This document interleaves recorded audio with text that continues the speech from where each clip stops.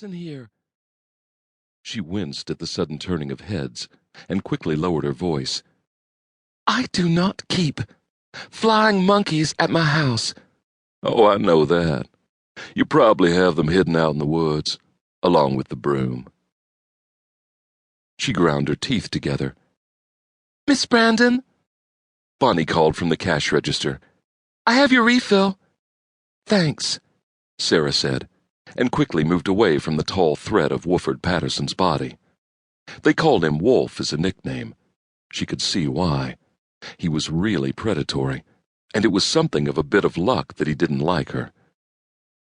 She paid for her acid reflux medicine, smiled at Bonnie, glared at Wooford Patterson, and started for the front door.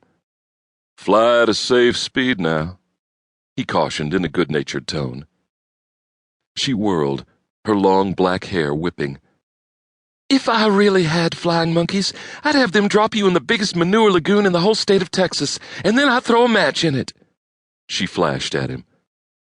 Everybody started laughing, especially Wooford Patterson. Red-faced, Sara almost ran out of the building. I will have him shot, she muttered to herself as she stalked to her white Jaguar. I will have him shot, and then I'll have them dismember him, and then... Talking to yourself. Tisk, tisk. She heard behind her. He was following her. She turned around. You are the most obnoxious, unbearable, tedious, irritating, vicious man I have ever known in my life, she raged at him. He shrugged. I doubt that. You do inspire people to dislike you. Her small fists were clenched at her sides, the paper pharmacy bag gripped in one of them. She was almost on fire with anger.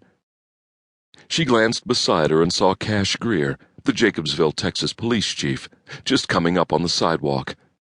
I want him arrested, she yelled, pointing at Wooford. Now what did I do? Wooford asked with a straight face. I was only asking you to drive safely, because I worry about your health.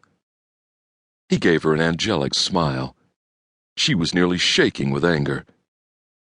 Cash tried to hide a grin. Now, Miss Brandon, he began gently. What exactly is a Ms.? Wolf wondered aloud.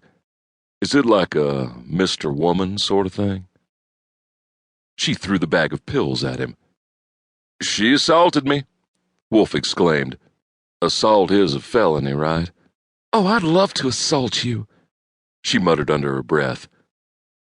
You really would, honey, he drawled as he watched her come back up with the sack of pills.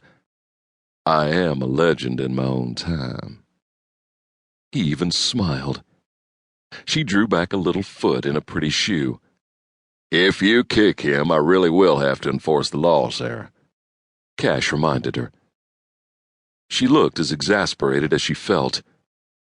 Couldn't you just, wound him? She asked plaintively. A little. Cash tried not to laugh and failed. If I shoot him, I'd have to arrest myself. Think how that would look. You should go home, Wolf told her with mock concern. I'll bet you haven't fed the flying monkeys all day. She stamped her foot. You pig!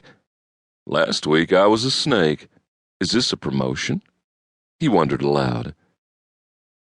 She took a step toward him. Cash got in between them. Sara, go home. Right now.